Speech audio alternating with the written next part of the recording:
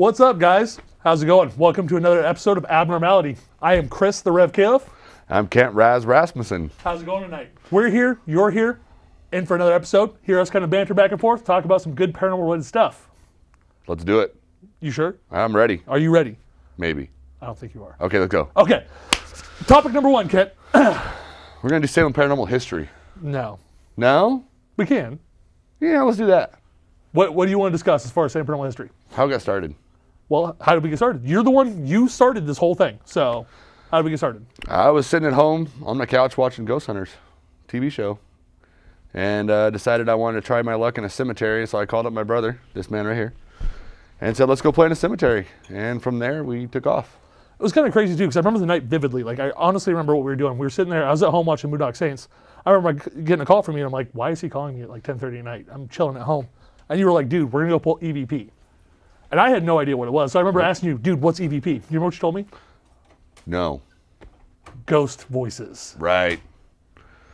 Dude, at that point, I was hooked. I was sold at that point because the idea of going out there and searching for anything after, like, the afterlife in itself has just been a truly amazing journey.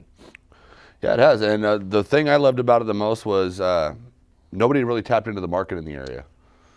So we decided to try something new. Well, and I got to say that us being around, a lot of crews have stemmed from us. We've been the reason for a lot of stuff. I mean, you have so many crews in the area that started with us. Right. So we're kind of the guys that really put forth the effort to become the grandfathers of ghost hunting in Willamette Valley. So with how we started, let me kind of ask you a couple questions, Kent. Let's kind of get into this. Let's debate a little bit, shall we? Let's debate. Okay. Coolest paranormal experience thus far? Coolest paranormal experience thus far would have to be, we're going to say April 2005. Oh, dear God. It was night 3 in a local cemetery, and activity really started picking up and getting pretty hectic. We started seeing visuals, not just hearing voices on recorders, but we started getting a full dose of what the paranormal world can throw at you. By night 6 in that same local cemetery, we were actually having to run out because things were chasing us. I don't recall doing much running. No, you were being carried. Let's be real here. That's not my fault. You can only carry this much sexiness for so long before your legs give out. Like, that's just being 100% real. Or it's the gravel. That sucked pretty good. Like, it did. So outside of that, that was one of the really cool experiences we've had as far as doing a 6-night investigation somewhere. It kind of had its ups and its downs from that point. But what do you think that we've accomplished? Like, if we were to, in 10 years from now, they say the legacy of SP was what? What do you think our legacy is going to be? I think our legacy is basically opening the public's eye to the afterlife. We've given out some pretty good evidence, and it's pretty indisputable evidence.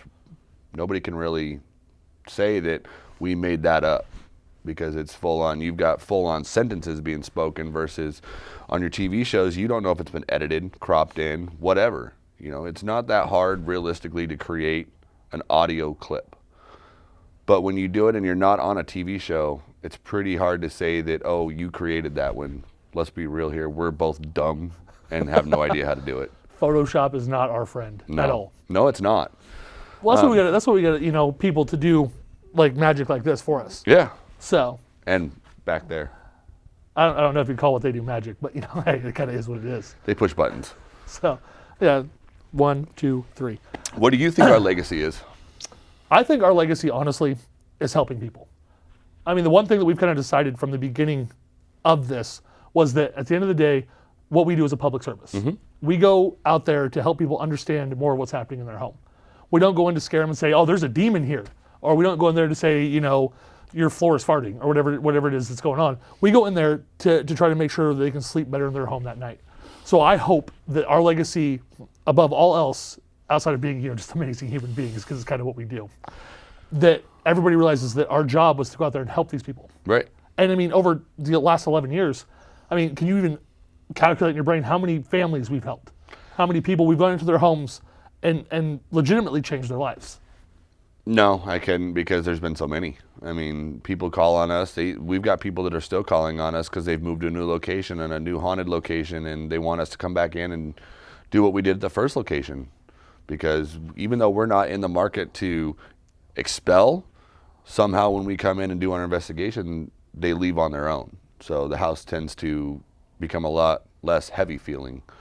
So I couldn't count it. I mean, I'd love to, if one day people would reach out to us that we have helped and kind of let us know how things are going these days. Well, we kind of get that too. I mean, there's been times where, like, you know, clients in Lafayette where we did their house, several people have reached out and been like, wow, things are so much better since you visited. And that's a really cool feeling. I mean, at the end of the day, to have people be like, what you did really helped me, there's no better feeling than that at the end of the day. And the thing I like about the thing I've noticed the most about what we've done in 11 years is it seems like the spirits just need to tell their story, honestly. Maybe it was a tragic death or a suicide or whatever, but in the end, if they tell their story, they tend to go away. Or they're less vocal. I can agree and disagree. So I'm going to kind of disagree on this because I think that it comes with a common understanding. I think that once people can understand what's happening in their home, whether it's a poltergeist activity, a residual activity, intelligence, so forth, so on, which we'll tell you all about later. Any kind of activity, I think once people understand more of what's happening in their home, they get a little bit more comfortable. Yeah. You know, a good friend of mine by the name of William Becker told me it's a great thing to build rapport with these entities in the homes. And I think a lot of what our crew brings is that, that we can build that rapport and make both person and energy comfortable with each other. So that at that point they can kind of live together freely without any kind of, you know, bad incident. Right. And I mean, another thing that William Becker has taught us just in the last couple of days anyways is some of the tactics we've used in the past not to do them anymore, and that's intentionally going in there to make them mad. Yeah. You want to be respectful and do all that, and we've done some tactics in the past that we probably shouldn't have, but now we look at it in a different light, and it's really, I think, helped us out. Well, I think at the end of the day, you look at it when we first started, we were young kids, man. We were young kids, we were on top of the world. We had the paranormal world by its, The thing. The thing. The twig and berries, if you will. Anyway, you have the paranormal world by that. So we're going out there and we're trying to be those rock star kids that we're like, okay, we're going to go in there, we're going to provoke. We get to leave, they have to stay here, whatever. But it comes, as you get older as a person and more involved in the field, you learn that respect is the name of the game. We go in there and you have to respect whatever's there. Whatever energy's there, you have to respect it. Because if you bring in negative energy, it's going to come back at you. And let's be real, we've been in some pretty awful situations where negative energy came back on us pretty hard. I've got scrapes all over me to prove it, so do you. So some of us, I mean, and it's not just physical damage. It's some of our investigators have been hit mentally, emotionally. I mean, which brings me to a good point, Ken. Something I want to discuss with you, my friend. So here on Abnormality, you're going to find a lot of cool things. You're going to find that we're going to do live investigations. We're going to have great interviews with people like our phenomenal friend William Becker. You know, Creamy Dreamy Productions. You're going to have a lot of cool interviews with us and a lot of cool content. But another big thing we're going to discuss is at the end of the day, there's some pretty shady ghost hunting tactics out there. Like there's some really shady stuff.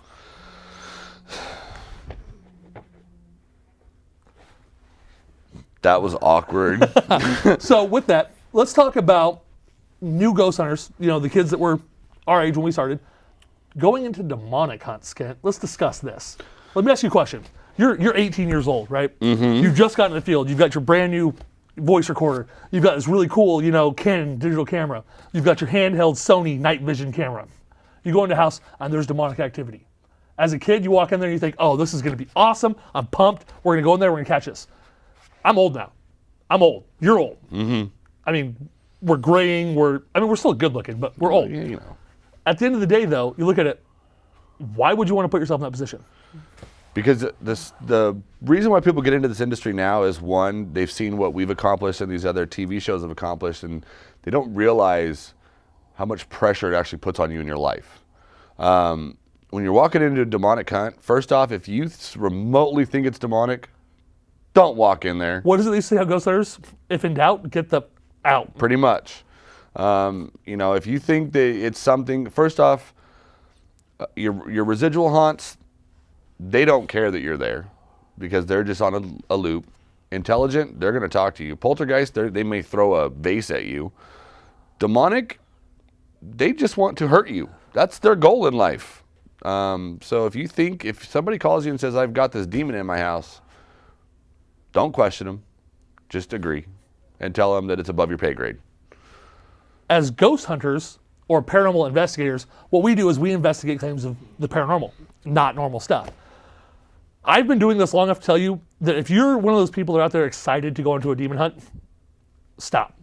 You're not going to make it long in this industry. Not very long at all. Not even a little bit. Also, those kids that vandalize. This is my favorite subject. And this is what I want to talk about. More than anything, more than the stupid kids that go out there and be like, oh, I'm going to go hunt a demon because they're dumb. Because let's be real. If demons are such a thing, I'm not going to go looking for one. Right. Because what is it going to do? It's going to rip my face off and insert it somewhere where it shouldn't be. Right. So at the end of the day, let's talk about vandalism, my friend. Let's talk about vandalism. Vandalism, I classify, if you're a paranormal investigator and you're doing vandalism, you're just trying to, it's another way to provoke. The problem is you're disrespecting property that was paid for by family. You're disrespecting the person who is trying to rest. And it's a good way to spiritually get your butt handed to you. If you're in the market to dig up graves, you should probably work in a funeral home. Well, at the end of the day, and too, like vandalism. So I'm gonna quote myself from a long time ago. Don't do it. Do not do it. We are in the paranormal market, investigators, whatever you want to call us. We catch you in vandalizing, it'll be the last time you do it. Yeah, we will make sure your crew and your credibility are just done. We've been in this for too long to see, so ghost hunting. All right, you come and do it. Most people are making themselves an LLC, a corporation, all that type of stuff, which is cool. Do what you gotta do. You find yourself insured. That way when you go into a place, if you break something, you're insured. You can cover it. A lot of things you don't want to break because they're artifacts. And if you break them, it just makes you a complete jerk face and it's just not cool. But those people that intentionally go into cemeteries, go into homes, go into all these other places of business to just go in there and break stuff, what are you trying to further in ghost hunting? What are you trying to do in paranormal investigating if your sole intent is to go in there and just be a dick? Like, I don't understand that at all. Like, I've met a lot of good people that have accidentally done stuff. Okay, well, I was at this one place, I nudged into something fell. You're still a jerk because you didn't, pay attention to your surroundings, but that's unintentional. Right. And then you've got the dicks that go in and dig up 82 graves. Just for what? Is life suddenly become an episode of Supernatural? Well, you're digging up a grave, first off, and then you hide like a coward when they ask for information on who did it. If you took the time to dig up 82 graves, knock over 82 headstones, why would you not want to claim that? For the simple fact that you took several hours to do that. You're a dick. You are, and you're a coward. And God help us if we ever find you, because, that's it. I'm done with the vandalism. It's hurt us in the industry because we've got lots of cool places and unique places that have tons of history, tons of activity, but because of jerks like vandalism, they won't let anybody in there anymore without charging tons of money. And as we all know, you can't make money in the paranormal investigation world. Big thing about what we do too is you have to have fun with what you do. Mm-hmm. Any hobby that you perform, whether it's music, doing a TV show, going out there paranormal investigating, just doing all that stuff, you have to have a passion for what you do. And it's got to be fun, right? What we do has to be fun. We deal in the dark. For the first 3 years we did this, we saw each other in night vision. That was about it. Yeah. I got to say, you were a lot prettier in night vision. Anyway. It shows my better side. You have a better side? Mm-hmm. It's the left side. Is it the side you're sitting on? Yes. That's gross. I want to hear that again. Anyway, you got to have fun in what you do. And what we do is supposed to be fun. And these people go out there and they knock this stuff over. How is that fun for you? How is destroying the only representation of somebody's memorial fun? I don't get that. In 10, 11 years, we've done this a lot. We've had a lot of cool stuff happen. We've been a part of a lot of great hunts, done a lot of awesome stuff. But how is going out there and deliberately disrespecting people fun? I don't get it. I don't get it either. You, like I said, you didn't claim it. You put us on the line because of jealousy? Is that what it was? We're not sure. But somehow, this guy right here gets in trouble for something that he was at my house. Had nothing to do with it. In fact, the curator of the cemetery saw him coming in and was like, no, he didn't do it. We actually offered to help. So your plan backfired. Yeah. At the end of the day, again, it falls back to legacy. Our legacy is simple. We want to be remembered as the group of individuals or the crew that went out there to help people. Mm-hmm. Not the people that broke stuff, knocked stuff over, were disrespectful, were complete jerks to anybody and anything. That's not who we are. That's nothing about who we are. we started in this for our own reasons. My reasons were my father passed away, and I wanted to find him. Kent started into it for his own reasons, which are? My grandmother passed away when I was 10, and I wanted to say my goodbyes to her. I never got the chance because I was at school when she passed, and it still bothers me to this day, and I still have yet to find her. But when I do, it'll probably change my life a little bit. And that's the thing, is that we all get into this, and you can ask any paranormal investigator in the field, you get into it for your own personal reasons. Yeah, the idea of going out there and catching disembodied voices, or getting amazing pictures, or even the rare instance in which you get video, those are all cool things. But at the end of the day, you do it, you have your own kind of personal mission. And if your personal mission involves breaking stuff, not only do you not need to do this, you probably need to seek counseling, drink more beer, or just go away. I mean, I don't know how else to put it. Well, and it's kind of interesting that we're still on the vandalism subject, because one primary reason why a local favorite haunting place for a lot of paranormal investigators, Fairview, is being torn down is because people are trespassing and breaking stuff, minus the asbestos and mold. But let's count the big factors here, the mold, the asbestos. But you're right, the arson that took place just a handful of years back. Breaking windows. Yep, breaking windows, going into the buildings, trying to dig up to the tunnels, getting stuck in the tunnels. Fairview was that place that everybody wanted to break into. It was the Mecca. Yeah, it really was. And for us, that was kind of like the holy grail as far as ghost hunting goes. And the fact that people were so disrespectful, people were so rude and didn't do anything, made it almost impossible for us to be able to get a place like that and go in there and try to either prove or disprove the existence of, the paranormal in like a tragic setting.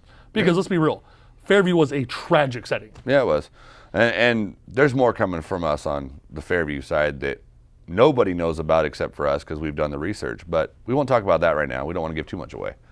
You can give whatever you want away. Why'd you just look over there? I'm just looking. Why? Maybe I see something. See a ghost? Maybe.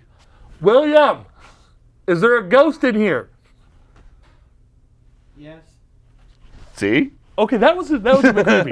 That was a bit creepy. Why is it every time we film, something wants to screw with us? Enlighten me to this. Honestly, the reason why is because we have that chemistry. We're special. Chemistry? Are you trying to say you're in love with me? I am. I've dealt with you. We just caught this on TV. I want everybody to know. Kent just said that he's in love with me. I want that to be known. I've dealt with you for 16 years, so explain that. Stockholm Syndrome. Maybe. I think so. Bastard. All right, so on to a next topic. You poisoned my Kool-Aid. No, in fact, you think about it. If you really want to go here, here's a story for you guys at home. Here's a story for you guys at home. So we're ghost hunting. We're with each other all the time, right? All the time. You want to talk about poisoning Kool-Aid? Ken, what about the Kool-Aid you gave me, sir? What about I the didn't Kool-Aid give you you gave any Kool-Aid. You have no evidentiary support. I can call witnesses and get witness statements right now. Oh, okay. So I gave Chris a glass of Kool-Aid that was like not very much Kool-Aid at all. Enough Kool-Aid for coloring. To the point where after one, he was crawling. Yeah, literally. But we won't talk about that right now. We're talking about ghosts and paranormal happenings. I felt like a ghost that night. Like, you're not even gonna lie. You may have been vomiting blue orbs. I'm not sure yet. Ectoplasm. Yes. So back to discussing stuff. Let's go ahead and let's talk about, let's talk about your coolest milestone since when we started this. The coolest milestone actually was last year. We actually hit 10 years. I mean, yeah, we've disappeared for a little bit. We've kind of gone on hiatus, but we're always around. We're always out helping people. We're just maybe not in the public eye. But we hit 10 years, and that's a big mark for a lot of paranormal teams. Because every paranormal group, when you first start out, you've got that chemistry. And as it goes on, whether it be because of investigations or spirits or entities or whatever, you start to fall apart. But for us, our core group pretty much has always been there. Well, that's because, these people get in the field, they get big egos. They think that they're better than everybody else. They try to use themselves to build something else around what they're doing. I know a couple people like that. I like how you snuck that right in there. Just threw that right in there just because. Anyway. Nice little plug. And that's the thing I gotta say. I remember doing like our own documentary segments on this whole thing that we've done before. And I remember the big thing talking about was the camaraderie between the core group, the core individuals. And we always were there for each other. And it became not just a ghost hunting thing, but like a family and a lifestyle. SP barbecues, SP bonfires. Everything we did was with that core group because those people become your family. Those are the people you see more than anything. They're the people you spend all the time with. all in all, good people. Yeah. Like, I mean, that's the thing I love the most about what we do is the group of individuals that we have. You know, you've got myself, you know, Mesa, you, we've got, you know, Big Tony, all these other people. And it's awesome to have just this camaraderie between the group that is just amazing. Yeah, and I mean, and that's the thing is, through the years of Salem Paranormal, for instance, we've fought, we've yelled, we said I hate you, but at the end of the day, we're always there. We're brothers. Yep. Everybody else, yeah, you guys may not hear from them too much. You may see mine and Chris's ugly mug on Facebook more than anybody, but know that like I said, the core group is always there. And, you know, at any given moment's notice, I could call any of them and be like, okay, we got an investigation to do at this house and we're leaving tonight. And I guarantee at least 3/4 of them would show up. Yeah. All they're going to want on the way in is a rock star and a rundown of the claims. That's it. And that I think I look back to the last 10, almost 11 years. You know, from day one, going out there and doing that 6-nighter, up until now that we're on TV right now. I mean, look at this. We're in front of people. We're on TV. And I think about everything that we've done up until this point. I've got to say 3 things. 1, I'm sick of peeing neon colors. That's right? horrible. I'm sick of it. Radiation. Rockstar. Yes. 2, being able to help all the people we've helped. There's no better feeling. I remember I was kind of doubting carrying on around 10 years because I was doing the other projects and all that stuff. And I remember being asked, Chris, I want you to think back for 10 years. I don't want you to do this right now while we're on camera. Think back over the 10 years and every investigation we've gone on, every house that we've been in, every place that we've done, and think of the hundreds of people over the last decade of our lives that we've helped. Well, first off, it doesn't seem like 10 years, honestly. I mean, this industry has a way of making time fly by, but in the end, as long as you can kind of reach out to the people that you have helped, then you still got that rapport with them, and you still want to be there for them, right, regardless if their house is still haunted or not. If they have an issue, you spent time in their house, you saw them in their natural surrounding, so you saw them on their worst day. What is this, National Geographic? We're watching them. Maybe. Look at them as they sit on the couch. Yeah, that's not what we do. I want to poke him with a stick. He's angry. Well, I think I gotta say with you, even our clients have become like family to us. Yeah, they have. I mean, because you're right, we see them at their absolute worst, at the lowest point. Just bam. We've had them on barbecue. We've had them at our barbecues. I mean, people, they like us. I don't know why. We're weird. I think unique is kind of like a good side of weird, and I don't think we've reached that yet.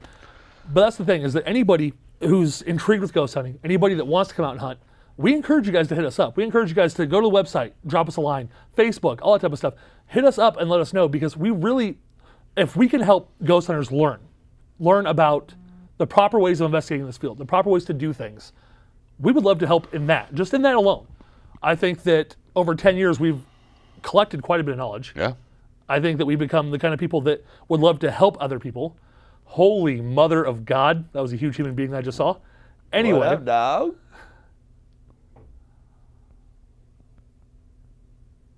Anyway. Yeah. We have weird people looking at us from the producing room. So back to what I was saying. Anyway, we would love to help people out. We'd love to share our knowledge with the masses. Yes. In fact... what's the date of the meet and greet, Ken? Huh? Are we doing a meet and greet soon? We are. Coming up February 11th, we are going to be posting it all over Facebook. You guys will have the chance to meet us down here at the studio, right, see our natural environment lately. And also, we're going to be doing some tours. Why don't you talk about the tours this time? The tours. All righty. This is kind of where stuff gets good. So, as you all know, we've been doing this for about 11 years. People always hit us up on the Facebooks, the web pages, all that type of stuff, and say, hey, I want to come out and hunt with you guys. I want to investigate with you guys. Well, we've kind of found a way to do that. It's going to be a small. It's going to be a small venue, but you guys are going to be able to get the chance with certain locations to come out and hunt with us. More of that will be following on like the Facebooks and the web pages and stuff like that. But just know that here real soon we're going to have a couple locations where you guys are going to get to be able to come out, hang out with us, and learn how to investigate. The locations are pretty cool. They're all here in Salem. All of them have their own really awesome paranormal history. All places that we've hunted. Mm-hmm. So it's kind of really cool to be able to go back to these places X amount of years later and do it again and bring people so that way they can, kind of see what's up. and kind of to tie everything back in before we end the show, if you don't vandalize, then later on in life, these other local businesses will reach out to you and let you do things like this. People actually like those who don't vandalize. How about that? Weird. Awkward silence. My phone keeps blowing up. It's weird. I know, because it's a big, Do sexy people man. not realize that we are filming? It's a big, sexy man that's doing it.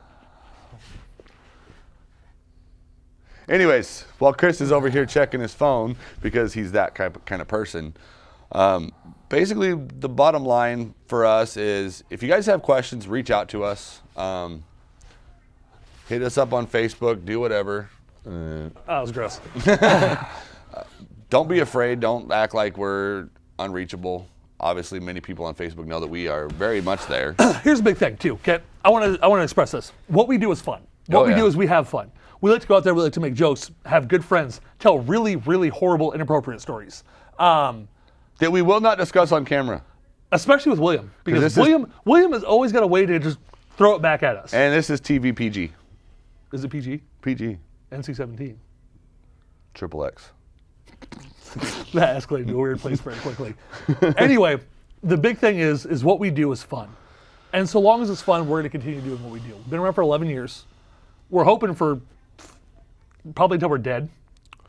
And even at that point, we're going to our kids will take over. They've already expressed a big interest in that. And that's the big thing that I really want to bring up, is that whatever you do, whether you're watching us to hear some cool ghost stories, whether you're watching us to hear some awesome stuff, it doesn't matter. At the end of the day, whatever you find and whatever you do, especially in this field, make sure you have fun with it. Because if you don't, this field becomes a very, very, very terrifying place. You've got to keep your mind right. You've got to keep yourself neutral and grounded. And make sure that you hold on to the things that make you happy. That's why working with my crew and my friends and my family are what I love to do, because these are the people that, in the worst possible situations, can pull you out and make you still feel pretty great.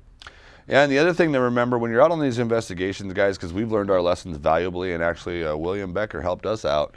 We really love William Becker. We do. Before you go home, make sure you tell them they cannot follow you, because they will. Especially if you've given them attention. Right. They will. They like attention.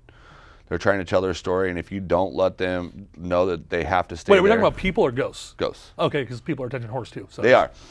But at the same time, just make sure you put up your wall before you leave, because they will follow you home. And pretty much once you open your mind to them, they don't go away. All right, well, with that being said, thank you guys for checking us out. Listen to us kind of banter back and forth for the last half an hour. We appreciate the time you guys tuning in, checking this out. So thank you again for myself, Chris the Rev Califf. Kent Raz Rasmussen. We love William Becker. I just want to throw that out there real quick. Thank you guys for watching Abnormality. Have a great night, and we'll see you next week.